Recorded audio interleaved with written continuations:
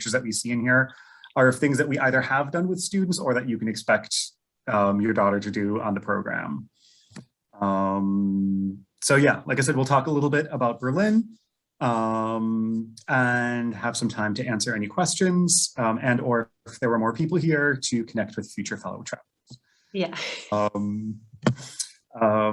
So you can see me in the bottom left-hand corner. My name is Eric. Like I said before, I lead the Student Life Office, which works with a whole bunch of programs, high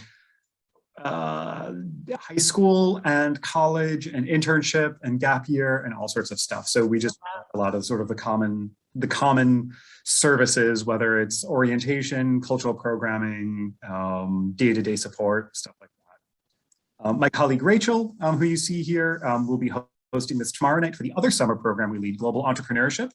Yeah. Ulrich, who you can see in the top left, is our center director. So we're sort of three of the main contact points for this program. It seems silly, but you'd be surprised how many people aren't sure where Berlin is. They think it's right smack dab in the middle of Germany. So we decided to include a little map to, you'll be right close to the Polish border. Yes, I see. Yes.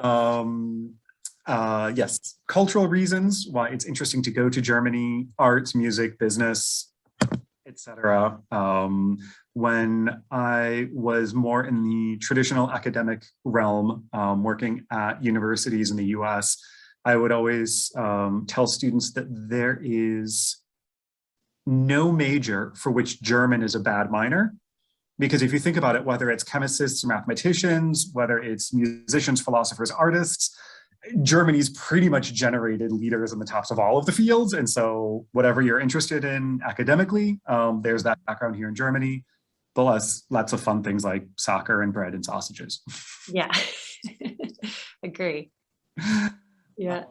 So Berlin, depending on where people are coming from, it can be a much more multicultural context than what they're used to from home. And we've got something for the artists and everyone, and we've got something for those passionate about technology. Mm-hmm. The third point here is something that I have experienced quite a bit with parents who have come either to drop off their students at the beginning of the program or to pick them up at the end, that they see a lot of the graffiti around the city and they see it as a red flag about how dangerous it is. Because graffiti just has a completely different context in an American urban setting. Berlin street art is, yeah, it really is an art form here. Yeah. One of the things that students really enjoyed in the past is going on a tour to understand some of the street art and graffiti around the city and understand how to read it. And then with any luck, we get to go back to an abandoned margarine factory and make our own street art at the end of the workshop. So very neat. Yeah, so that's a lot of fun. Yeah. History galore. Berlin Wall is probably just the easiest that says something to the most people, but yeah. Yeah. Tons of history. Yeah. And I myself am still astonished after 6 years in the city just how green it is. That it's so easy to forget that you're in the middle of a big bustling metropolis and just get away into a green space and forget about it. So yeah, if people do feel overwhelmed by the notion of coming to a city with almost 4 million people, it doesn't feel like it's that big. Yeah. Have you been to Berlin before? I have not. I have been to Germany. Well, I did the whole, after college, I did a little backpacking tour of Europe, and I kind of was in and out quickly of Germany, but I wish I had made it to Berlin. I think that would have been really neat to see. But our itinerary kind of led us all over the place. Unfortunately, we didn't make it there, but yeah, I mean, from things I've heard, of course, about Berlin and just being a metropolis and just all the culture and the history. And I can imagine it'd just be a really neat place to study and to be. Yeah. One thing that's a little bit tricky or deceptive about Berlin is Berlin isn't really Germany in the same way that New York isn't really America, if that makes sense. Yeah. That like there's a lot of like there are some things that are really quintessentially American about New York, but like New York isn't the farmlands of Iowa, or New York isn't the cozy, slow Southern drawl. That like there's a lot more to American than just what New York is, and Berlin, like that is sort of like the big bustling metropolis. Mhm. And so one of the nice things one of the things that I really enjoy about this project, about this program, is that they do get an opportunity to get out of Berlin for a weekend, that they'll have a weekend trip where we usually either go to like a small town in Bavaria, or we'll go up to the Baltic coast, and so that they can see something a little bit different that's not quite just metropolis, but they can see more of the spectrum of what goes on in Germany. Yeah, I saw that.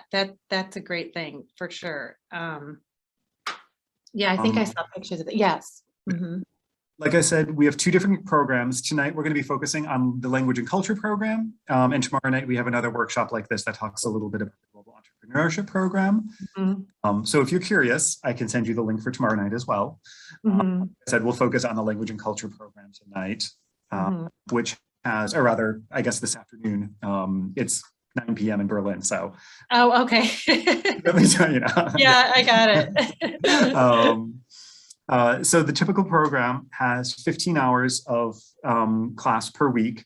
Mhm. And then usually right after the lunch break, there's a set of activities called community conversations where the students can get out into the city to practice what they're doing.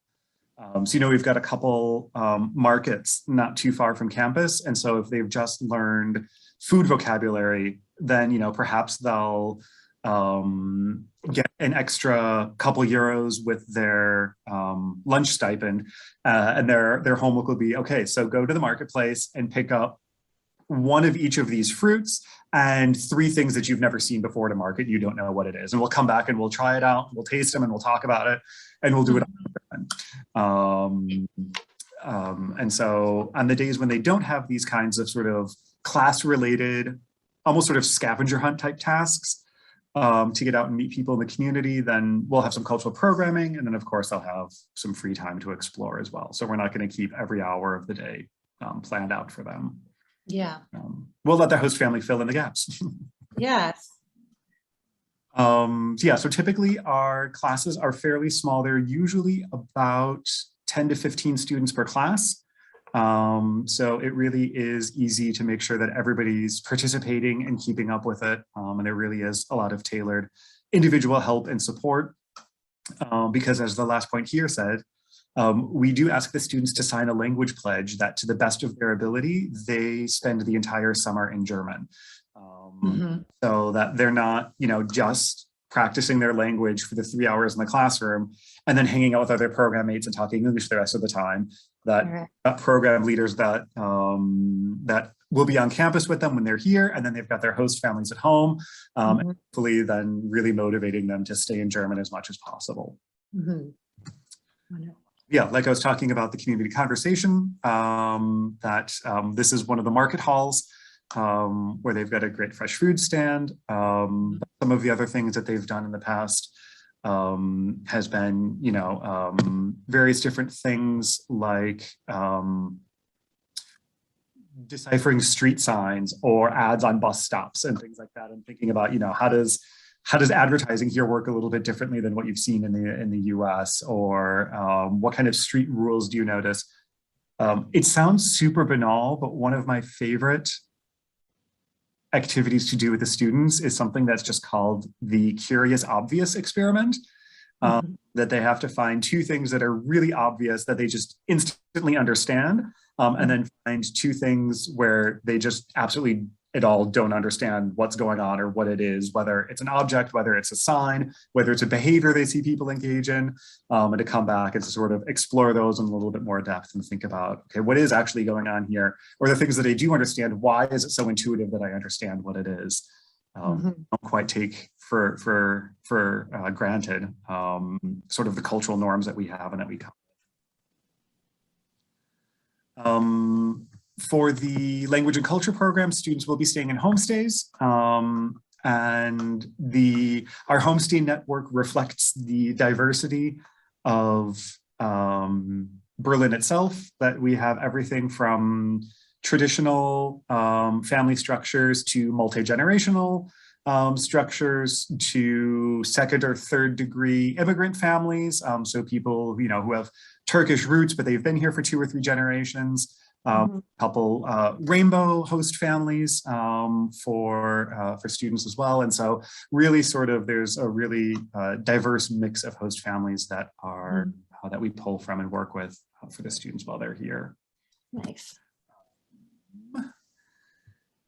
In terms of our campus itself, we are a little unusual within the CIE universe in that we do have our own proper campus, and it is a former factory dating back to the 19th century. Until fairly recently, until the early 2000s, it was actually a manufacturing plant for radio dials and radio controls. And so when we restored the building, we restored it with that sort of industrial chic. So you get a lot of sort of exposed raw concrete and piping and things like that. So you can sort of get a sense, we left in all of the staircases, the original wrought iron railings, so that you really sort of get that flair of the tradition of the building.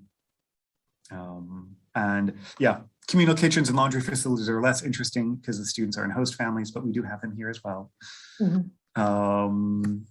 And yeah, just as an example of some of the things that we've done with students, everything from walking tours to Berlin had a fundraiser event of the Berlin Bears years ago, where different organizations, scholarship foundations, etc., cultural institutions could sponsor a bear and paint it. So we had a little tour to go around and take a look at all of the bears around the city and sort of think about, who's sponsoring what and where is it and why, and all that good stuff. Classic stuff like Brandenburg Gate, like you saw at the beginning, or the Olympic Stadium here at the bottom. So we really get students out and active. With any luck, biking and kayaking excursions with the necessary safety precautions, but get everybody really physically tuckered out by the end of the day so they sleep soundly. Yeah, it's a good thing. Yeah. Perhaps one of the most burning questions at the moment is what's going on with COVID. Yeah. The ad here is one of my favorite ads around the city for the public transportation company, who are known for having a sense of humor. The sign here says, "Dear masks, please remember to put on your Berliner." Oh, that's funny. So, German humor, right? Yeah. Right now, we are still looking at some limitations, and numbers are going up again. I won't lie about that. We are at a position where about 70% of the population over 12 is fully vaccinated. Yeah. And most of the rising numbers that we're seeing are unvaccinated people who are getting sick. Yeah. And so the cases that they're having are not as severe as pre-vaccination, but we're still very much in the middle of a pandemic. That's just how it just is. Yeah. Yeah. Yeah. And so there's been various different strategies around the country. And it's one of the things that some people and some politicians are very frustrated about, is that Germany doesn't have a unified policy about how they're approaching this, that it's very state by state. And luckily, Berlin right now is actually one of the strictest in terms of its regulations. So we are, as of today, what is called a 2G city, and that everybody who participates in social life is either geimpft or genesen, so the 2Gs. And that means they're either vaccinated or recovered. Until recently, it was possible to participate in social life just by having a negative test not older than 24 hours if you're vaccinated. But now they've just passed, or they passed this, I think, a week ago, and it took effect today, that if you are unvaccinated, you cannot go to a restaurant, you cannot go to a movie theater, you cannot go to concerts. That pretty much all you can do if you're not vaccinated is go grocery shopping, go to the doctor, and ride public transportation. And pretty much everything else is closed. And so the hope is that by really limiting a lot of social life to just vaccinated and recovered people, that'll be the final push needed to really the vaccination rates up, and Yeah. to keep the people who are a greater public health risk out of the public spaces, and sort of curb the infection that way. Yeah, that makes sense. Well, Yeah. thank you for keeping me abreast of that. I know things are changing here quickly too. You never know what's going to happen in the next few months, but Yeah. it sounds like, that seems to be the major cities are moving that way here too, having to be vaccinated to do anything and go anywhere, like Chicago, like New York, Yeah. Chicago. So yeah, it makes sense. Yeah. They're talking about eventually, if this doesn't work, they're talking about making Berlin 2G plus, which would be still that non-vaccinated people are more or less excluded, but that even if you are vaccinated or recovered, that you still have to prove you still have to show a negative test from that day to go out anywhere. Okay. Because that's something that Germany was actually, I think, impressively good about last winter and over the spring and into the summer while we were waiting for their vaccinations to take hold. You could pretty much throw a stone and it would ricochet off of 3 test centers.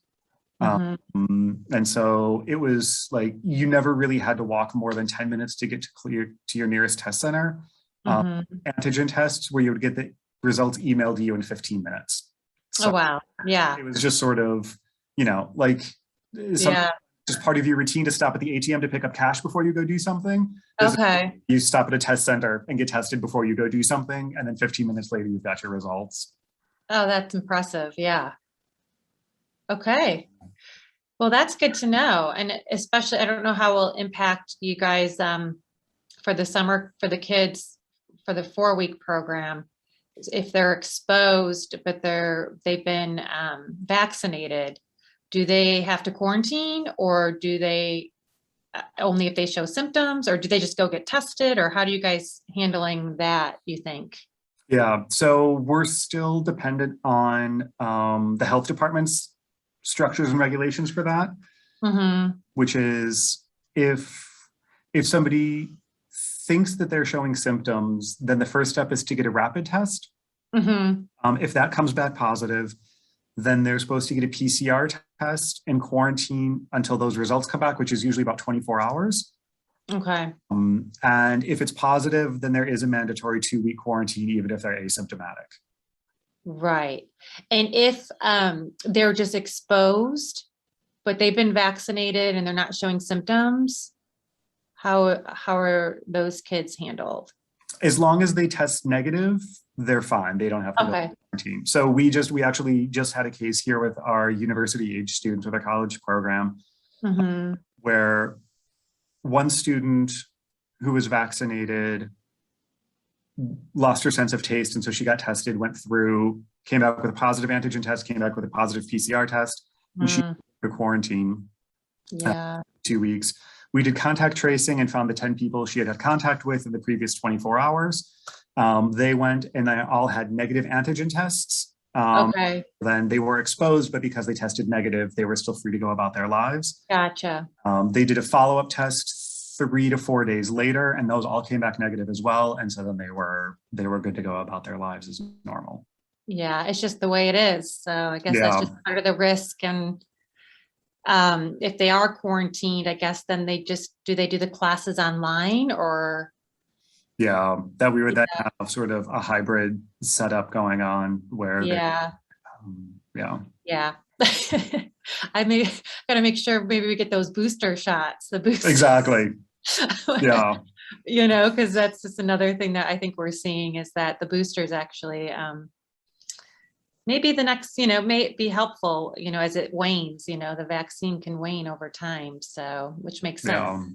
So, all right. Well, that all makes sense. I mean, that is what it is. So. Yeah. I'll be up for my booster shot next month. Yeah, it's good. It's definitely a good thing to do. So it makes sense. So hopefully we could all get our booster shots soon. Definitely. Yeah. Yeah. The nice part. Yeah. Okay. Yes, Sorry. Go ahead. the nice part is right now, so if timing doesn't work out, that the 6 months are up before the semester or before the summer program starts. Germany is making booster shots available at no charge to anybody who is over 12 years old and has more than 6 months since their vaccination was complete. Oh, wonderful. So if I can't get Evelyn, my daughter, a booster shot here, she could get one there? She can get one here. It may be a lot of standing in line. Okay. We'll see. Maybe yeah. we could maybe something will happen here by then, but yeah, that would be nice. Okay. I'll keep that in mind. Yeah. So Yeah. they've got 4 or 5 major test centers throughout the city. Plus they also have 4 booster buses, what they're called. It's sort of like bookmobile, but with booster vaccinations. And so, so between that, you have about 8 to 10 different locations throughout the city. Okay. Right now, it's long lines just because the booster campaign is getting started, and so lots of people are eager to get that. But then also people who haven't been vaccinated yet, like the light bulbs finally going on in their head, and so they're in line to get it done as well. Okay. So at the moment, it's long lines, but in 6 months, who knows what things will look like? Yeah. Yeah. Exactly. Okay. Very good. Very good. Yeah. Yeah. That's kind of it for my part. Oh gosh. Okay. Ended with the yeah. Well, I appreciate all that. Yeah, I guess, one of the questions I have about the homestay, how do you pair up the kids with families, to find the right fit? Yeah, so the students will have a fairly extensive housing questionnaire they fill out, and we have our host families regularly update their own profiles. Okay. And then so a good portion of that process, I would probably say the most time-consuming process of the high school program in our preparation is, really sitting down. That we've got our lobby in the main building, and then we've got sort of a large event space with like a stage and stuff like that on the lower floor. And usually what we do is just sort of rope it out and just spread out all of the profiles and go with the student profiles and read through and sort of see what matches we can find and what works best. Okay, very good. And I see the application deadline. Is that still January? That is a pretty good question. I believe it is January. January 15th, for whatever reason, is sticking in my head. I think you're right. Yeah, that's the same number. I'm thinking January 15th as well. I think that's right. Yeah. And do you have a process? Do you kind of accept everyone, or do you, is that dependent upon how many people apply, or how many kids do you take? Yeah. So I don't work that closely with the application process. That's closely through our high school team at headquarters. Okay. Just because the applications all get funneled through the same channel, and then people accepted, then that's when it sort of diverges out to the various different sites.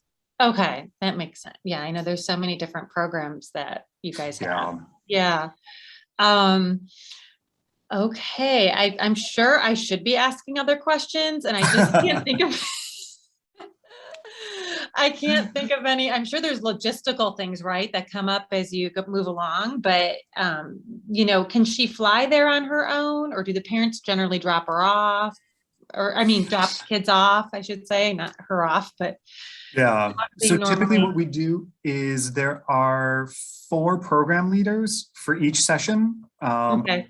1 and session 2, there's 4 different program leaders, and they fly from the US to Germany, usually on different flights that are well in advance. So if Evelyn wants to fly on one of the flights with the program leader, then she'll sort of have a CIE chaperone on the flight, who will then also meet with additional CIE staff at the airport to sort of get them here for orientation, introduce them to their families, and sort of get them started.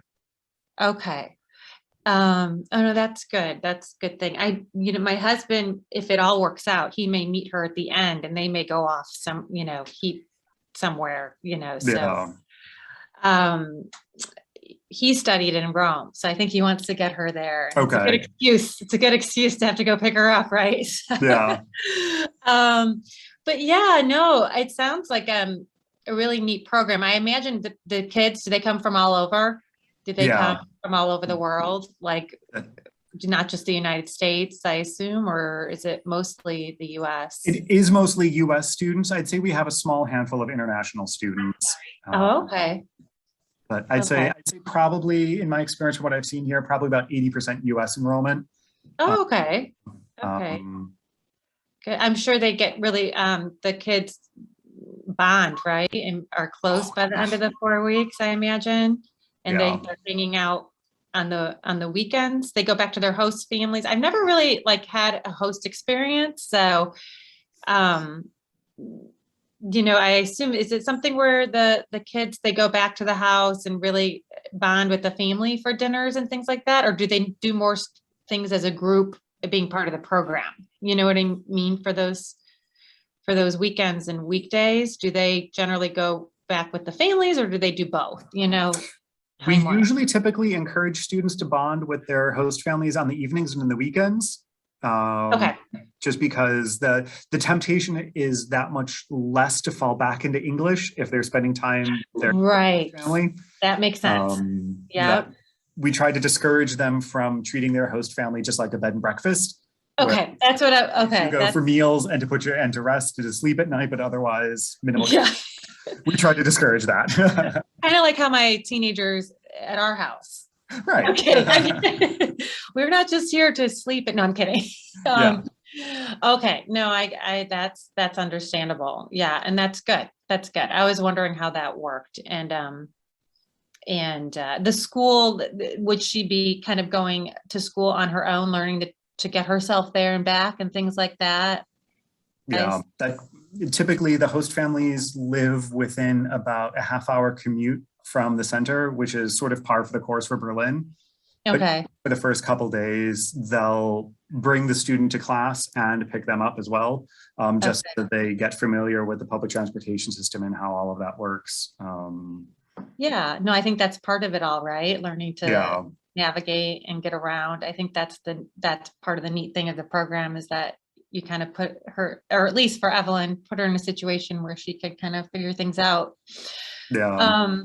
The first time I started learning German was a 3-week intensive language class in Hamburg when I was 16. Okay. And, I just remember the first day when I was taking the bus from my host family to the language institute on my own. I just being petrified, sitting in the bus and being like, please don't let anybody talk to me. Please nobody talk to me. But then like after years of being here, I'm just like, oh, of course they wouldn't talk to you. Germans don't talk to each other. They don't talk to people they don't know. Right. You're probably there. I hope I get off at the right stop. Am I gonna get off at the right stop? Right. Right. Please, I hope I don't have to ask for directions, right? Things like, I know, I can imagine. I mean, I feel that way in just a city I've never been in. They speak the same language, and I remember traveling abroad and just being before cell phones, right? And just being like, oh my God, I had my like travel guide, my book, like, where are we going? And just trying to navigate all that. Sometimes I would definitely get a little nervous, but looking back, it's just so much fun. And then it gets easier, it gets easier. But, no, I appreciate all the information, you taking the time to meet with me just one-on-one. This was like good for me. Yeah. But, I think my daughter wished she could have been here. She's in school still. So she's in class. So that's why she's not here. But I told her I would give her all the information. And I think what's coming up this week is like a meeting about how to apply, I believe. So maybe that's something she can do, and we could kind of move to the next step, and take a look at that. So. Oh, here we are. Here we are. Yeah. Final information that I got from headquarters. Like I said, I just smile and nod when it comes to the application process. I know. Yeah, it's all right. But yeah, Okay. they're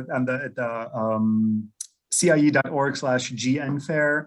They've got more information about different sessions like this and stuff for the application process.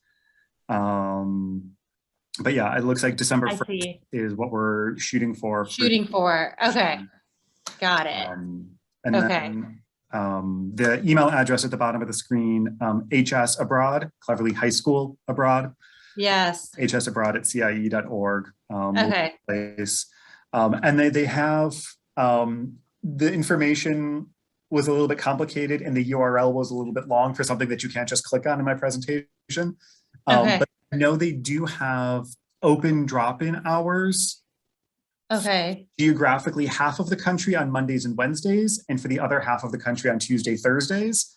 But I can't remember which state is when. But if you email hsabroad@cie.org and just let them know where you are, they can let you know when the open drop-in hours are. Okay. Perfect. Well, thank you so much. If Ella does head to Berlin, will she meet you? Yes. Okay. Okay, good. You'll still be there. Okay. Yeah. Wonderful. Well, it was so nice to meet you, Eric. Thank you so much. Too.